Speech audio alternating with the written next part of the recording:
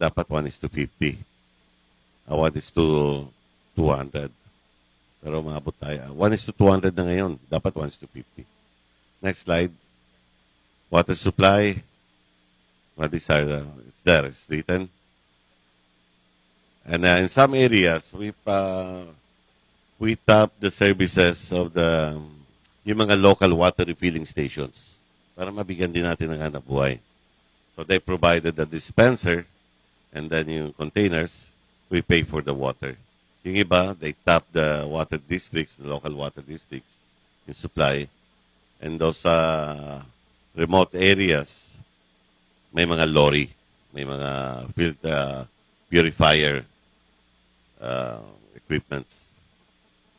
So, we are doing, ito na yung plan, continuous installation and immediate replenishment.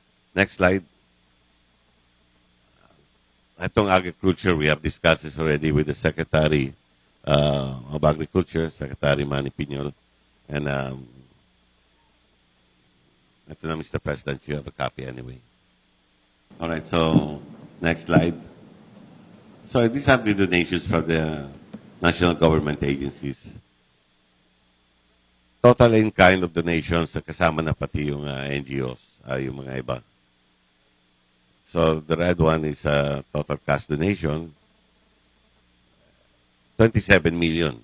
Total donations from NGOs and other donors. It's all accounted for. Next slide. So medicines from the DOH, eto na rin. They sent, they donated almost more than 1 million. And that's the new donation as of January 27, 2.8 million. Total donations from the DOH is 4.3 million. Total distribution of the first donation is 94.5%. So we release it right away. All right, next page. So now, these are the problem with the classrooms. The affected students are 48,000. According to the DepEd, the Secretary has already downloaded 19 million for the construction of temporary learning space, makeshift classrooms.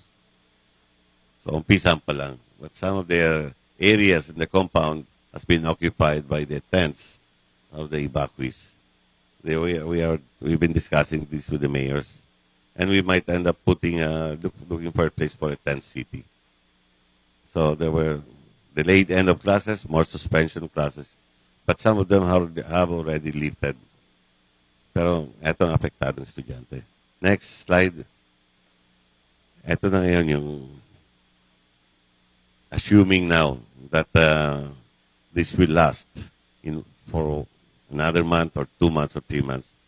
Etong computation, 200 pesos per family, DSWD standard. So sa 10,000 or 2 million a day, if it's sa 20,000, 4 million a day. In 1 month, that's 124. It's all there. So, bahala na yung DOH because our resources, Mr. President, is almost very nil. Kasi konti lang ang pera talaga namin. Yung 5% na calamity fund depends on the remittances. So we have just received our ERA 10 days after the eruption. So that's almost end of the month. So we can only utilize 5% of that. So sana i-advance na rin yung sa second, maaga-aga ipadala para magamit nila. And we have utilized our savings. And I thought if we will try to sustain this, itong kailangan na gastos. We cannot afford this. So maybe the SWD can help us here. So that's it, Mr. President. But we were assured by all the departments. We don't have a problem. The good thing, Mr. President, is our people is safe. No injury, no missing, no casualty. Yun lang, magastos lang ito. All right? So that's all there is to it. And thank you very much for your visit again. And thank you to all the departments who have blessed who have provided us all the commitments. And to the mayors, congratulations to them. Masisipag sila, maasahan talaga. Salamat po, Mr. President. Thank you, Governor Bichara. Now, may we call on OCD and the RRMC USEC Ricardo Halad to give us a summary on the responses of the national line agencies, as well as the effects and damages of Mayon volcano eruption to Camarines Sur. Good afternoon, Mr. President, ladies and gentlemen. After listening to the presentation of Yusik Solidum and Governor Bichara, I will now present the NDRMC preparedness and response actions, as well as the monitored effects from our perspective. The presentation will have this outline. Next slide. This slide presents the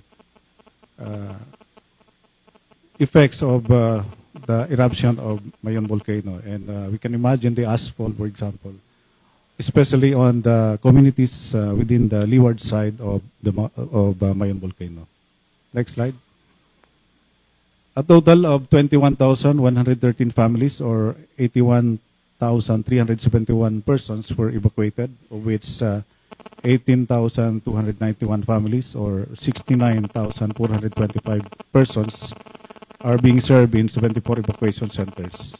And 2,822 families, or 11,946 persons, are served outside evacuation centers. These are those who opted to stay with their relatives or friends. As of January 29, a total of 22,918 families, or 89,962 persons, are affected in 59 barangays in the municipalities and cities of Bacacay, Camalig, Daraga, Ginubatan, Ligaw, Malilipot, Santo Domingo, Tabago, and Legazpi. Classes in all levels were suspended on January 22 for the province of Albay as well as in the province of Camarines Sur. However, said suspension were lifted on the same day for the province of Albay, giving the discretion of suspending classes to the mayors. As of today, schools in Legazpi City, Tabaco City, Ligaw City, Daraga, Bulangi, Uwas, Ginubatan, and Malilipot have resumed. The class suspension affected 39,440 learners and 858 DepEd personnel in 49 schools located within the 6 to 7 permanent danger zone. DepEd, however, has adopted a scheme to ensure continuity of classes for learners from schools used as evacuation centers. A total of 11 international flights were with routes going to or originating from Japan, Singapore, Papua New Guinea, and Guam were canceled between January 22 and 23. 106 domestic flights were canceled starting January 22, most of which were flights to or from Naga and Legazpi. But starting January 27, day flights have resumed in these airports. With the declaration of state of calamity by province of Albay, automatic price control for prime commodities is in effect and monitored by DTI. There were isolated reports of price increases which are now being addressed by the DTI. Volcanic ash produced acid components that brought damage to agriculture, specifically rice, corn, and high-value crops, estimated at 189 million, affecting 10,294 farmers. 167 animals within the 6 to 8 kilometer danger zone were evacuated and transported to pooling or evacuation centers located in the municipalities of Camalig and Daraga. Ash coming from the volcanic activity affects the respiratory system, thus increasing the incidence of respiratory tract illnesses.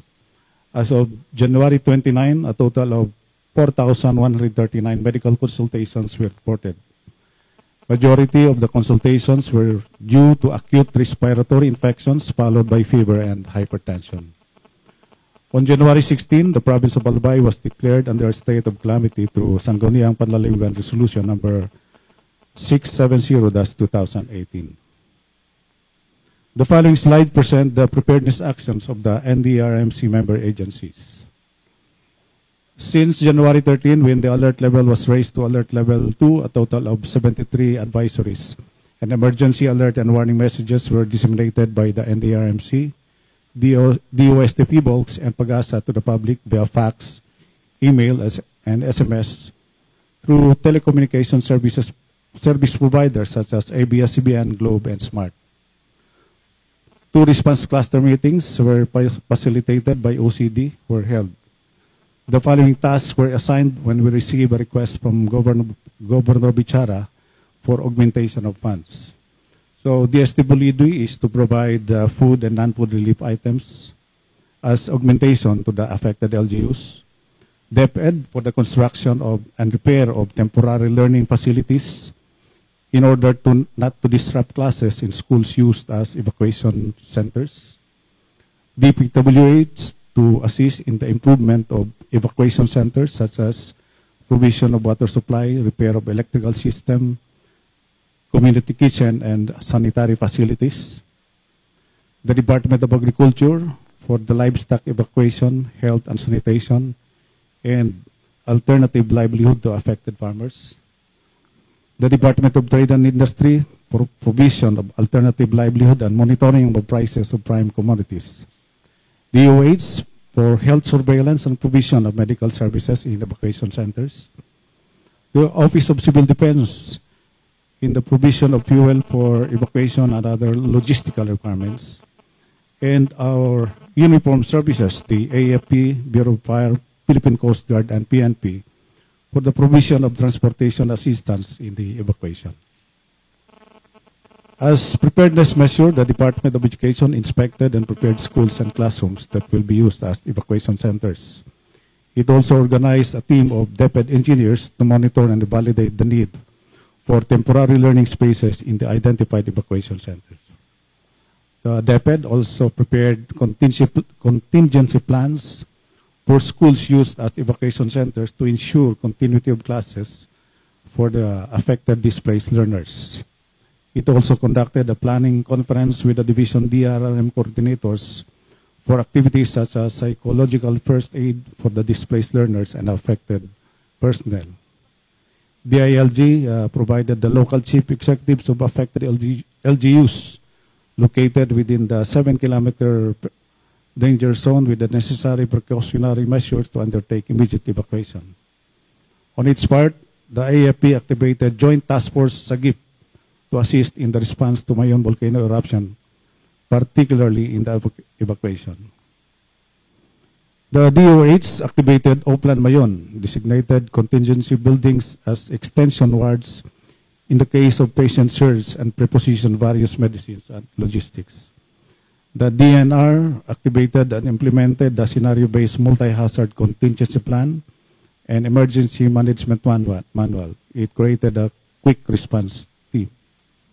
The Philippine National Police issued memorandum to regional logistics, headquarters support group, and regional mobile force battalion to put on standby alert search and rescue personnel, equipment, and vehicle, security personnel, and mobility from regional mobile force battalion.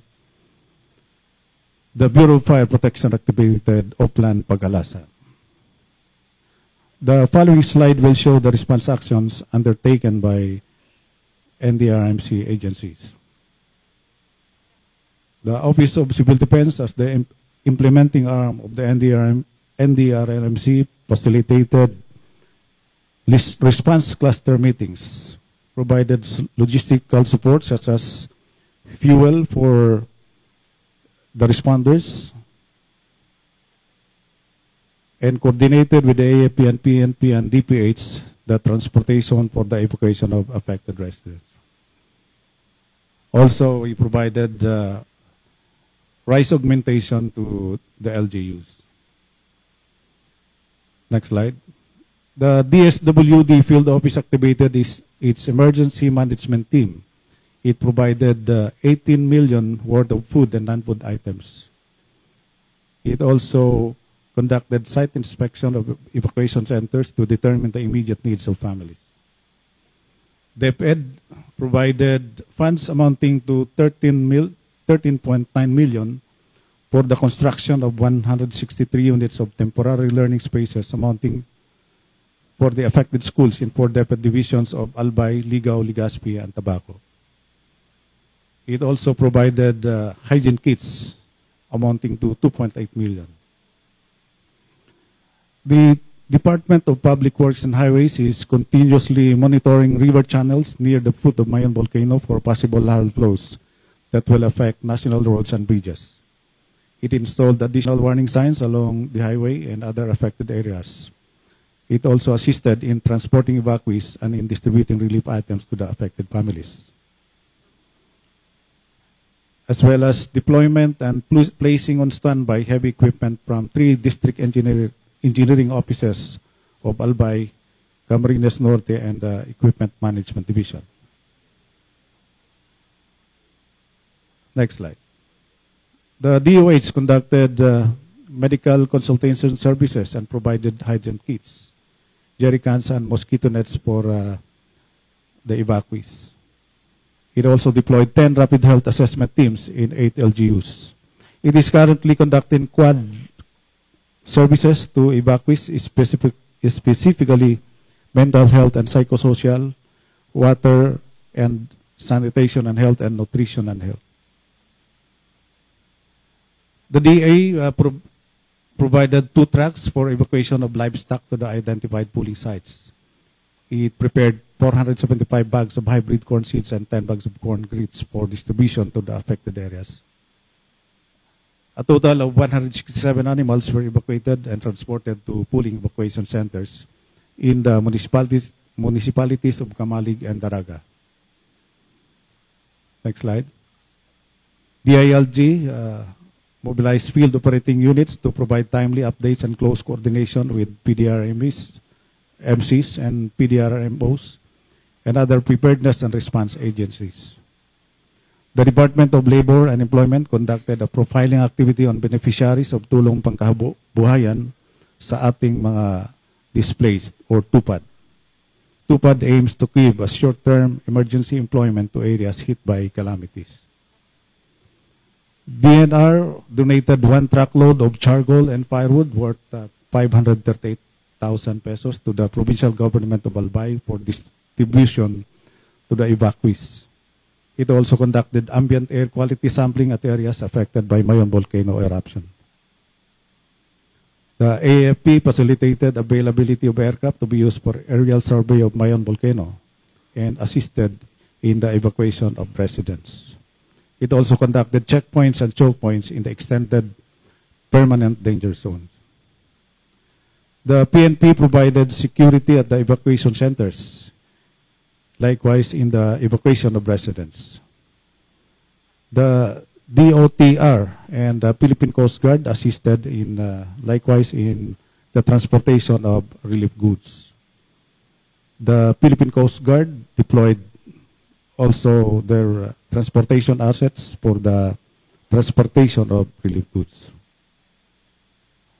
Total cost of assistance as of this date is 80.8 million, provided by various national government agencies, as well as the LGUs and NGOs. As way ahead, the NDRMC puts forward the following.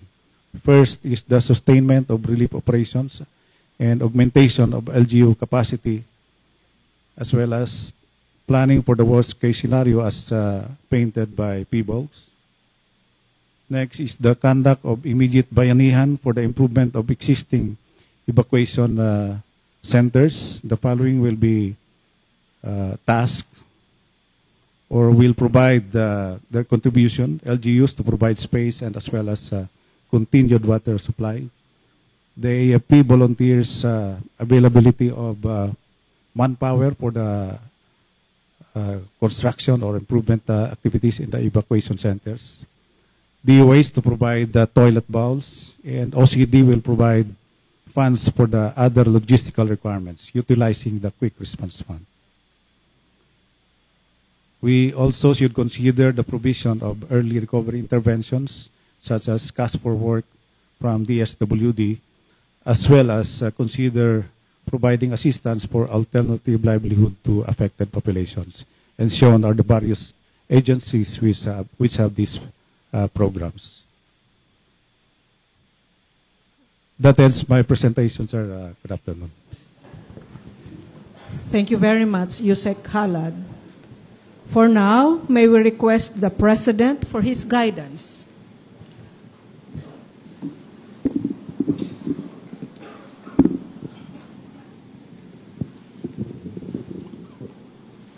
Sir, I am just curious.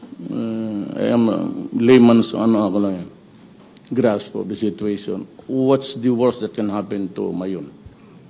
Yung pinaka-problema natin abutin. Yung pinaka-worst po, yung pagsabog ng malakas at gugulong yung pyroclastic flow. Kaya po tayo nag-extend ng danger zone sa 8 kilometers. So kailangan walang tao doon. Usually po, yung pinakita ko pong picture ng 1984, hanggang 7 kilometers po yun. Yun yung worst case na nakikita namin. Now, pagkatapos po nun, ang mas may problema ay yung lahar. Kasi po, pag inanod ng ulan, yung mga abot bato, yung lahar ay umaabot sa mga kabayanan na ng Albay at mga national road. So, dapat babantayan natin mabuti po yun. So, as in every catastrophic event, whether man-made or nature, we face the same problem. It is a recurring one. First is the problem of human beings being kept from a distance or removed from the danger zone and to provide for the services. Ito yung isa sa mga mahirap na trabaho ng gobyerno. How to handle human beings in case of a crisis. So there is a short term, as from what I have experienced so far, and the long term. Yung short term is food and well, an increased surveillance of contamination. Usually, if there is a congregation there near each other, infection can break away in a matter of days. Contamination ng lahat. So it is always demanded of the situation that we safeguard health. So we have to provide temporary shelters. Itong karamihan tents, and they are exposed to the ravages of nature. Sa labas, and the psychological impact on the people, education is cut temporarily, and these are the things that we have to worry. So first is, sabi nga ni Governor, is I will take care first of the food, which you're running short. I'll give you about,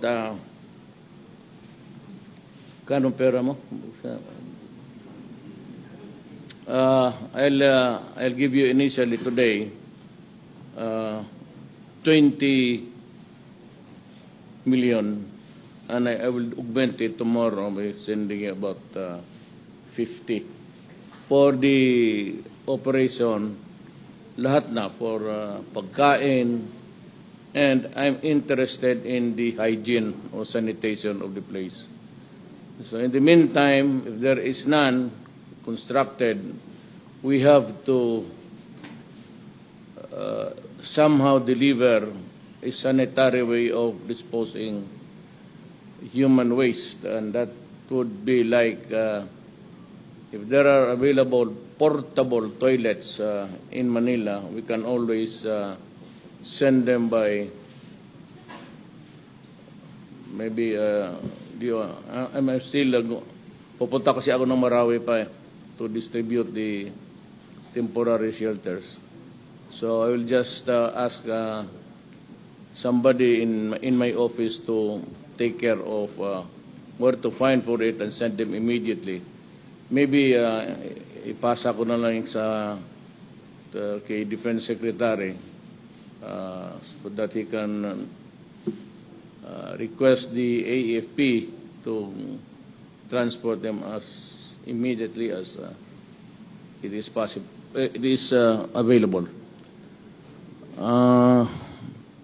May pera ang agriculture so that kung mayroon pa akong madukot, hindi ko pakialaman yan, just focus that fund for rehab sa agriculture damage. Malaki yan, man. Agriculture pati yung infrastructures. I said if Mr. Soledom says it right, yung baba ng lahar would also destroy our roads and bridges and infrastructure. We have to keep track of that.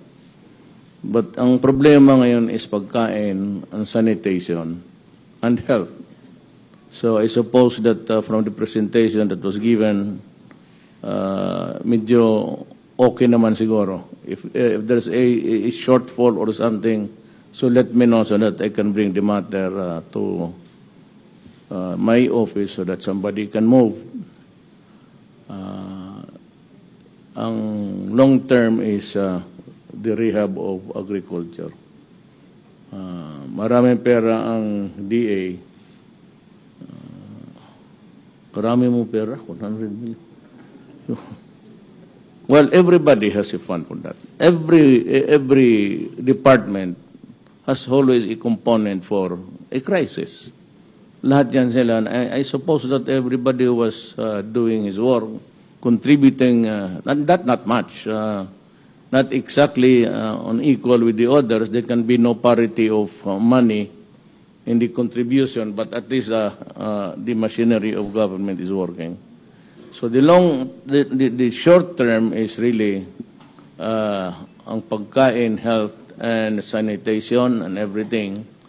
The second is really the cleaning up and improving on the evacuation centers as much as possible to protect the people from nature.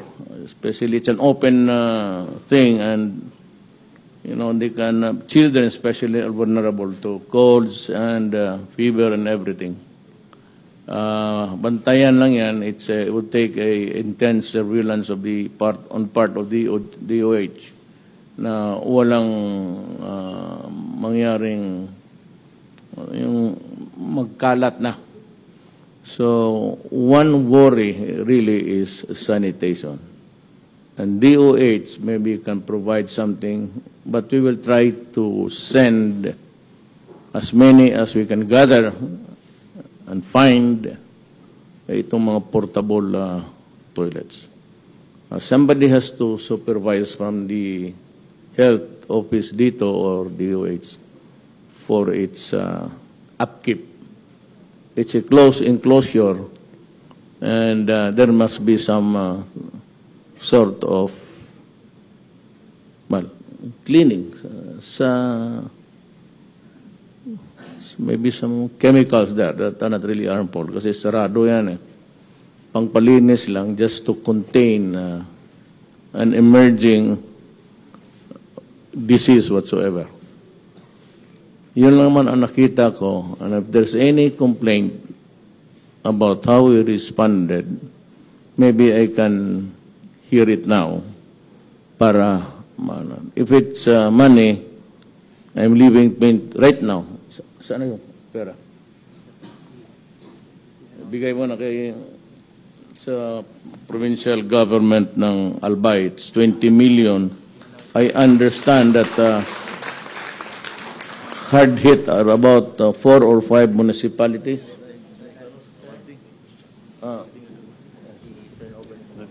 Wag na, laki na, ito na. Do not do it in my time. Nakukurnihan ako niyan. Uy mo ba na, ibigay mo. Yung namuliti ka dyan, pera naman nila yan. Where is it? Huwag na yung, do not do it again. Cut it. I do not like it. Sandra ka. Oo, Sandra. Hinahanap ka ni ano? Ni Balutan.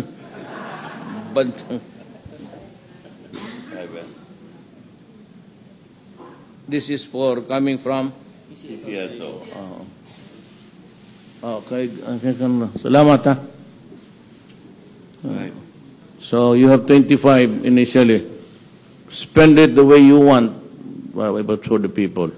Wala akong ano dyan. Pagkain, sanitation, I said, is very important. We will remedy the situation. Yan talaga ang problema, even in Marawi. And for the years that I've been with the local government, it's almost the same. Fire, flood, ganon. Bantayan lang ninyo yung sakit, pati it's aggravated by a poorly attended to sanitation or hygiene. So, ang pinaka ano dyan is important is DOH, including the lahat naman siguro. This money of Secretary Piñol is offering. He has 100 million kung gusto. But if there's an immediate and urgent need to spend for agricultural aspects in this crisis, Secretary Piñol and ito si with the Undersecretary Puyat sa Agriculture, they're ready to give the money. Anytime. Quick Reaction Fund. So, mas mabuti yung it's geared towards agricultural problems muna to take care. But we will be there to rehabilitate. It's a matter of how far the destruction of lahar would cause on the soil of your province. Yun lang ang worry natin. Nothing grows. You have to wait over time for the soil to get the characteristics of a usable for plant and for living thing. Sana maghinto na lang. Kaya ako nagbiro ako, Governor, nung umalis ako, I was really worried because I was going to India. And ayaw ko sana magpunta, but you'd know later that it could cause some diplomatic. So I had to go, and I was able also to get something from them, both our support for ASEAN. So pero nung nagsalita ako, sabi ko sa airport, birong bata. Sabi ko na kung if you happen to meet Miss Mayon, sabihin mo sa kanya, galit ako sa at tiniming pa niya yung magdadala ako ng problema doon sa sino ba naman may gusto, so I have to keep track of everything. Every now and then I'd like to I ask my aide to show me what's modern technology is really very, very good. So I'll keep track of the physical and the unseen problems of a situation, which also called like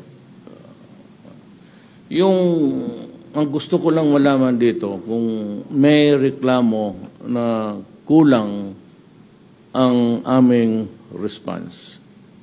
If there is a short of the services that we are expected to do, let me know kasi gagawin natin kaagad. Maybe we will always have some money for you. I'm sure.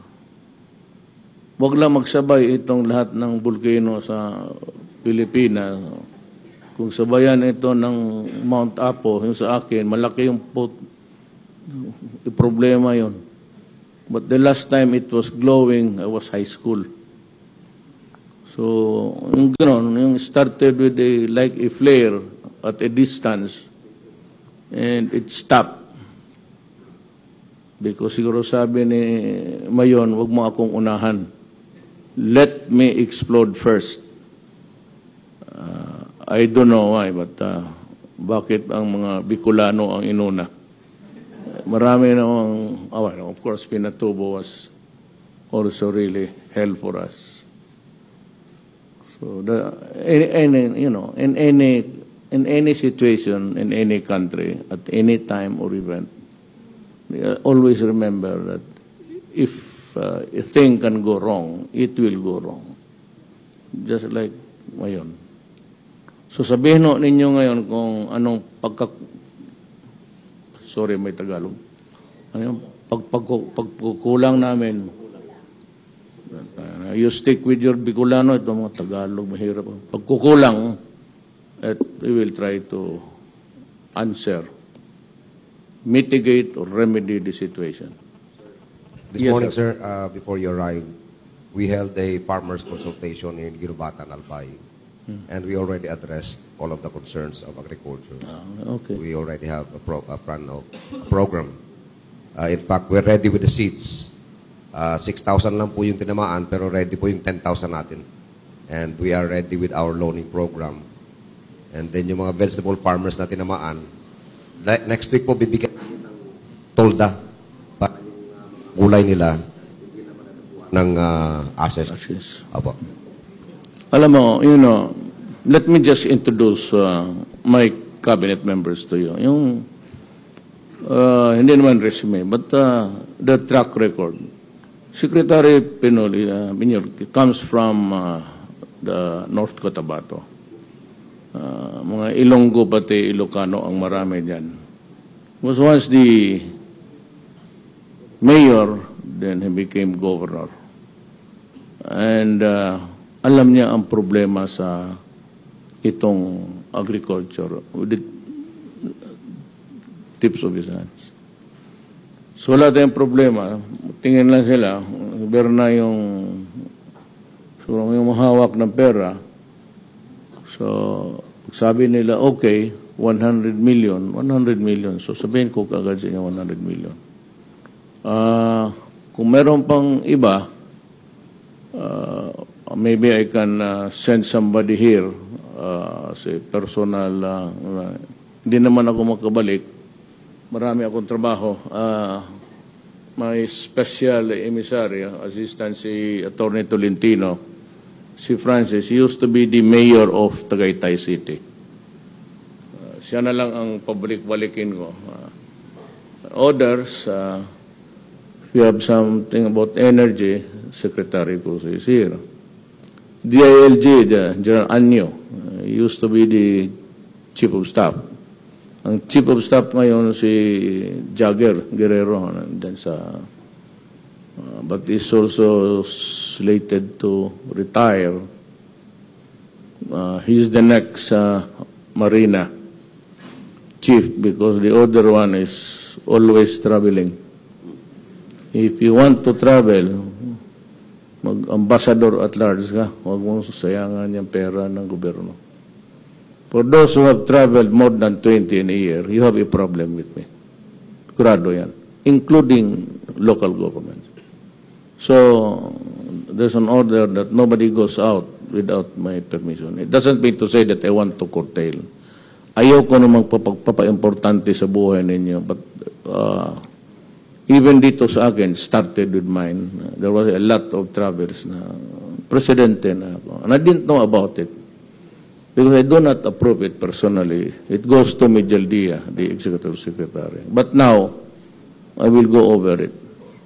Walang ano yan. Alam ko yan kasi pati kami noong fiscal pa kami, patawag kami dyan sa seminar. Hindi ako nag-attend. Sasawa ako dyan sa Pati yung iba, that's different because you go out junket. Pinatignan ko doon sa record, yung perma mo pag, tali lang naman, papicturan mo lang doon yun, nagperma, nag-attend ng meeting, tapos yung certificate mo ba? And no, when you use government money, when you go back, you have to make a report. If you're a local official, then make a report to the DILG. And this is what happened there, what we talk about, and these are the pure gems that I collected and how I spent the money. Ang problema, nagwawala lahat eh.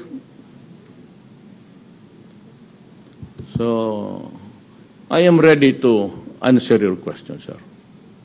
Yes, ma'am. Mayor, yes. Oh, no. Hello. Good afternoon, Mr. President. Thank you so much for visiting us here in Albay. I am Mayor Cristel Lagman Luistro from Tabaco City. Nagsama ba tayo sa Yes, 11th sir. Congress, huh? Yes, sir. Nice to meet you, ma'am. Again, sir. Yes. Among the food, the immediate needs, like food, health and sanitation, one of the immediate needs would be for the displaced learners. And DepEd has allocated temporary learning spaces. Pero ang nasubmit pa lang po namin at na-download sa mga regional offices and division, yung initial reports namin po, Mr. President, na hindi pa na-raise sa alert level 4. Ngayon po, Tabaco, naka-receive na po ng allocation na 28, pero ang 28 pong yun, base lang sa 500 families na nag-evacuate.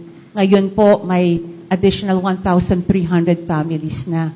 So, ang dagdag po ng temporary learning space sa Tabaco lang po is approximately 48.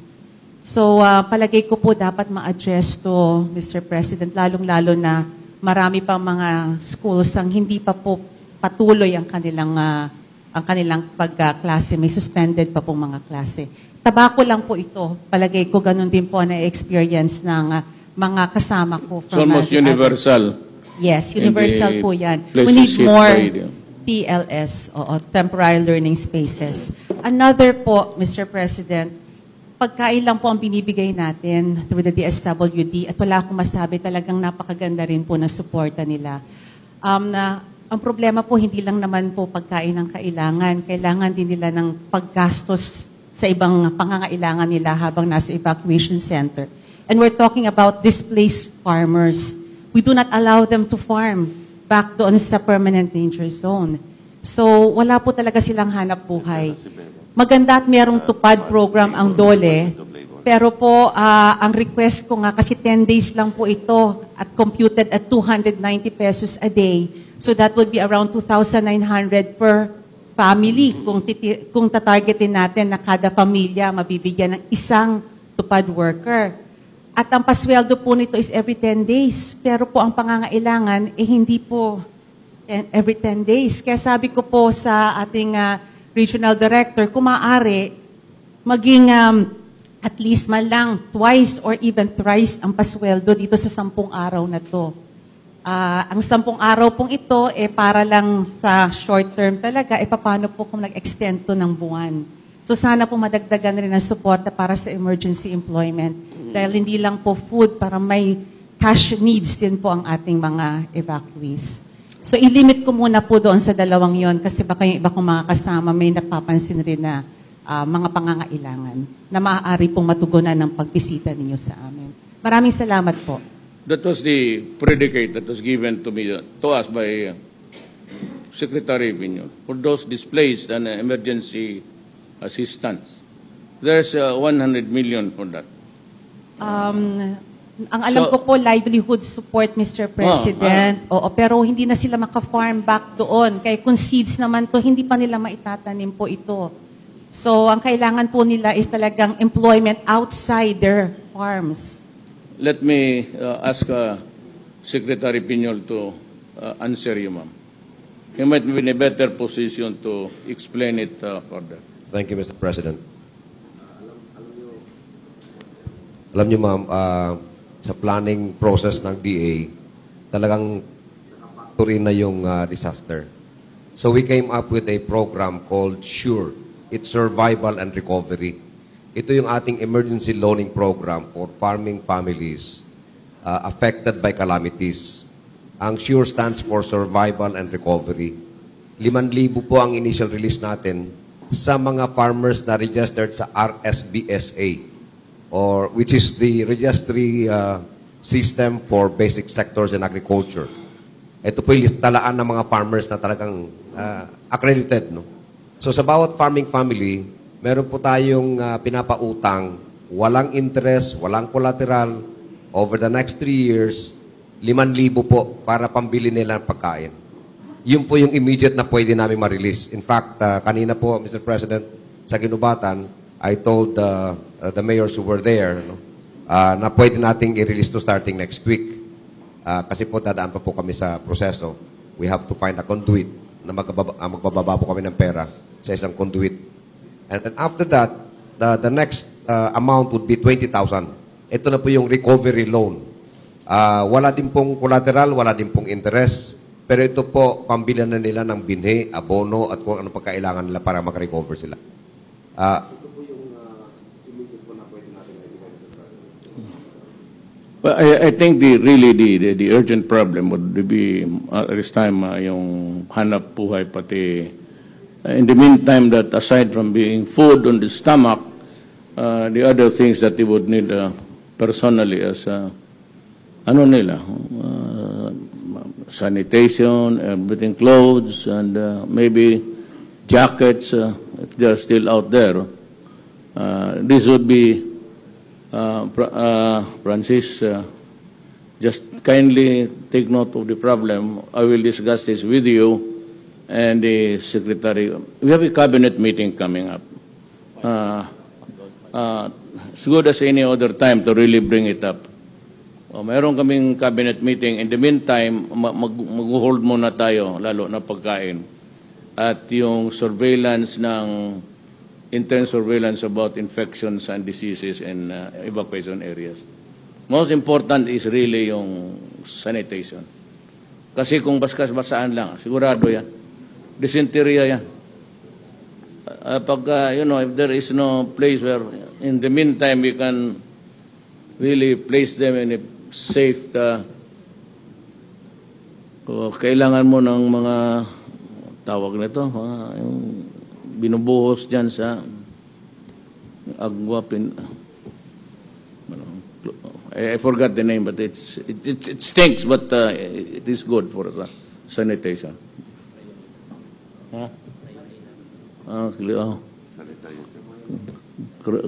Cryolina.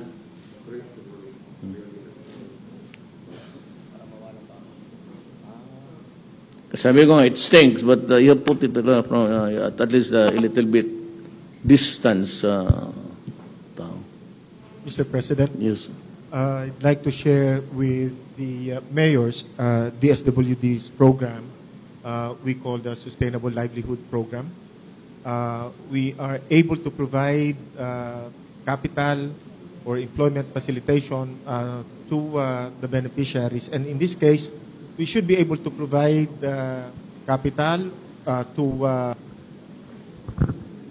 we should be able to provide small amounts to the beneficiaries in the affected areas. We also have, I understand, we also check how many SLP beneficiaries we currently have in the area, and we will continue to provide that support. We also have cash forward, and in relation to the problem being experienced by DA or other agencies, we'd like to make the cash forward payouts more frequently so that they will be able to receive the cash as they need them. The Pantawid beneficiaries, this morning we already met with the regional office, and we decided that we will call for the suspension of the conditionalities so that our beneficiaries will be able to receive the cash without having to meet the conditions for the Pantawid program. So, Mr. President, I think in addition to what DA, what DOLE provide, DSWD can also offer its cash for work, its sustainable livelihood program, our Pantawid programs to the beneficiaries of our program within the affected areas. I hope that helps, and let us know how we can further enhance our program in your area. Thank you very much. My only question is, when do you start? Or when can it start? We already discussed this morning, and we made the decision, and therefore we should start immediately. Tomorrow. Right now, we were already able to download about 20 million pesos worth of family food packs and non-food items to the region. I'll just, hindi ako mahilig ng committee. I'll just task Secretary Tolentino to call you. Do not wait for the cabinet meeting, that's too far away.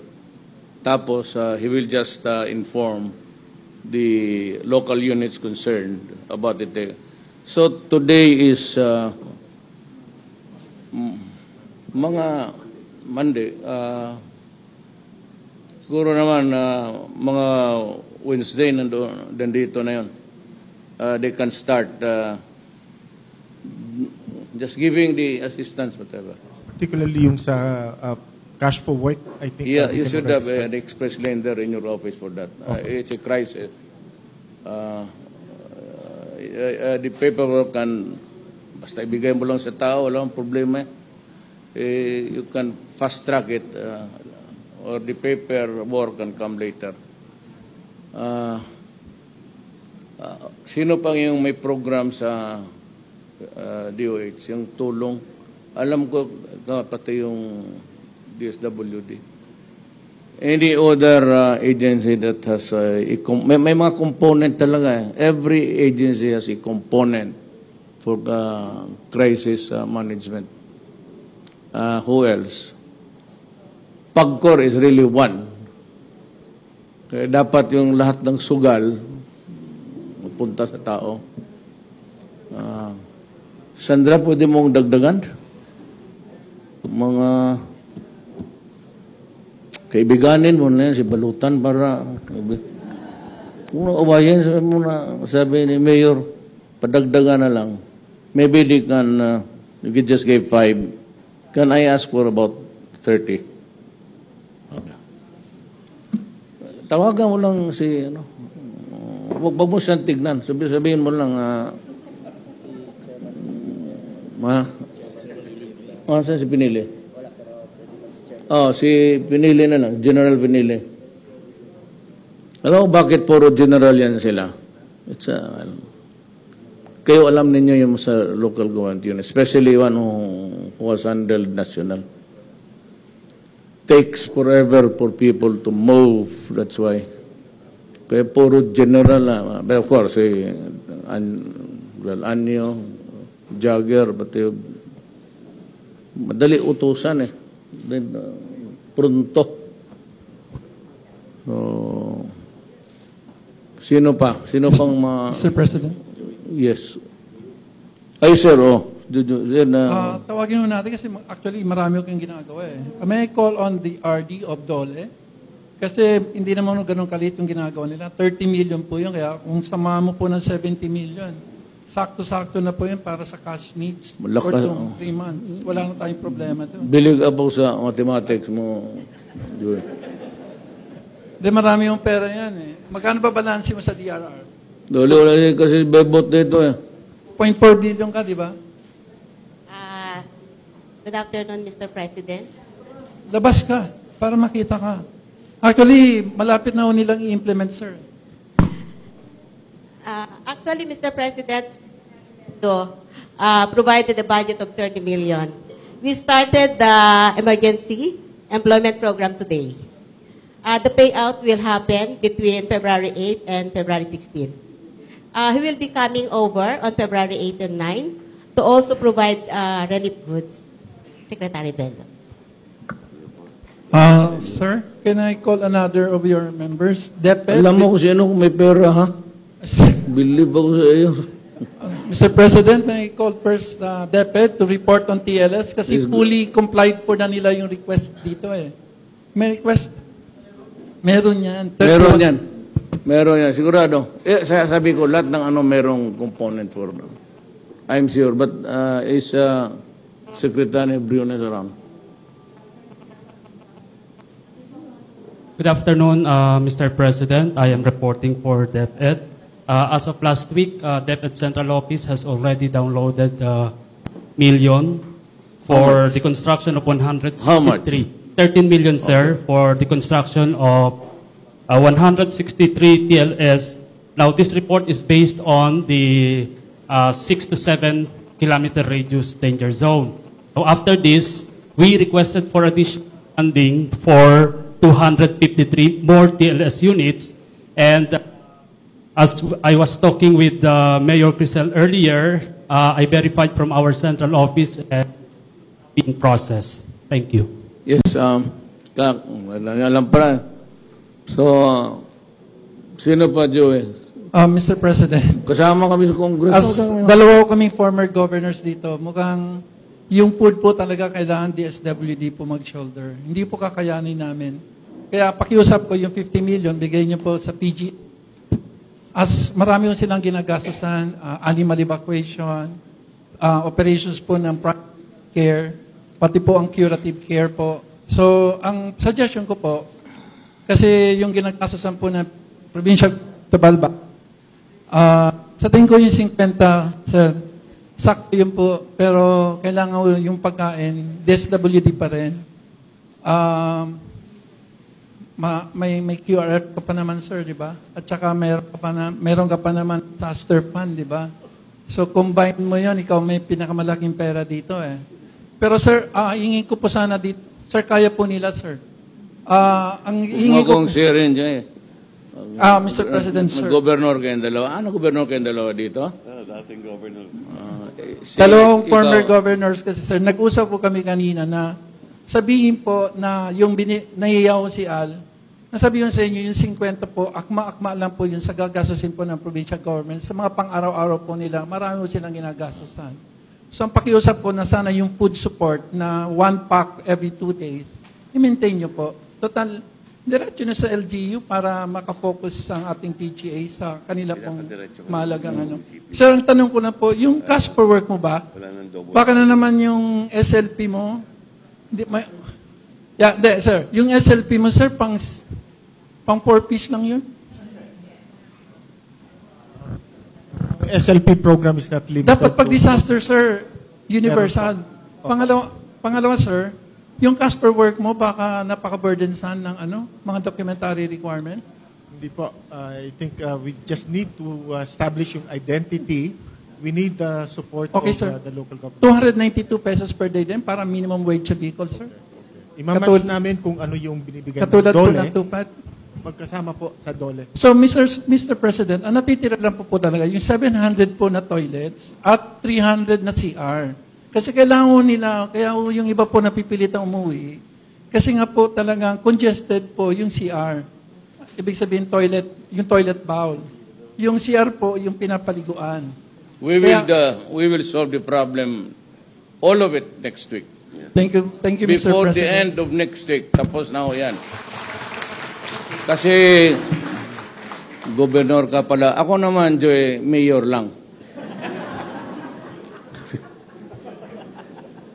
Hindi, magkasama kami sa Congress. Kaya ako medyo... kasama rin kami ni Ms. Lagman sa mahusayan sila. Ako ang hindi tumagal ng lugar na yan. Louis Toking. So, nandito si Presidential Advisor, si Attorney Panelo.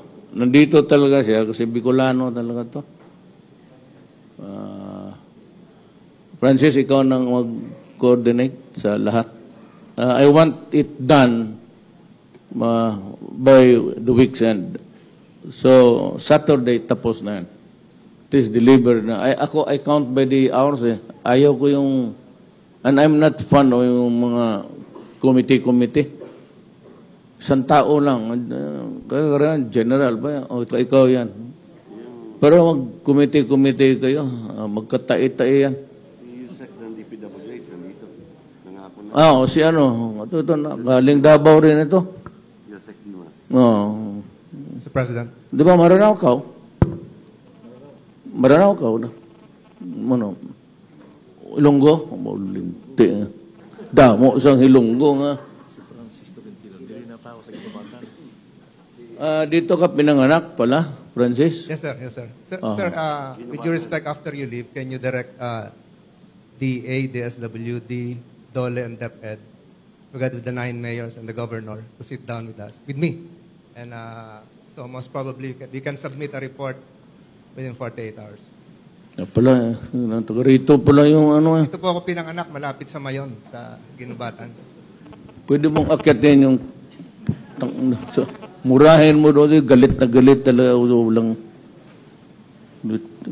bibigay ng problema. But anyway, I said, almost every department has a component, money, to deal with crisis. Ang pinakamalaki niyan ang education. Pati yung DSWD. Agriculture, konti lang. Pero, well, we can always look for the money. It's not, government is working. So, basta, wag lang mawala yung pera dyan. Meron talaga. We can always do it. But, ang ano ko is, I said, wala akong, ayaw ko yung committee. Isang tao lang. Usually niyan, it's a problem, DILG, isa lang ang hilig niyang committee.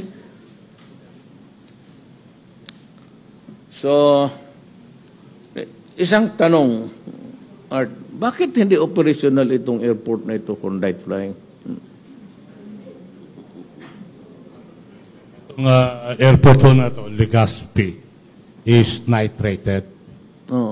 Ibig kong sabihin yan, it can operate even after sunset. Sunset. Nung pumutok yung Volcano Mayon, nag-cancel ho tayo ng operations from January 22 to 26, as earlier reported. But it reopened on January 27. Dahil ho sa epekto ng ashes, yung operation ho naging from 6 a.m. to 5 p.m. Pero ang operation talaga ng Legazpi ho is from 6 a.m. to 9 p.m. A discretion ho ng airport na magpalipad sila from 6 to 9. Yung schedule na from 6 o'clock in the morning to 5 p.m. was dictated by the ashes of the volcano, yung ihip ng hangin.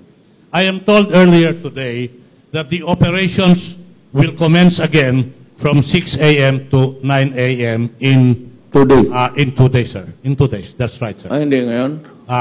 Back-ooperate na ho yan from 6 a.m. to 9 a.m. But I would like to know if the ashes still pose a problem to... Inopen na ho effective today from 6 a.m. to 9 a.m. Ibig sabihin, yung effect ng ashes is not as aggravating as in the earlier days. So it's safe to fly now? It is safe to fly now. Kasi gusto kong makita yung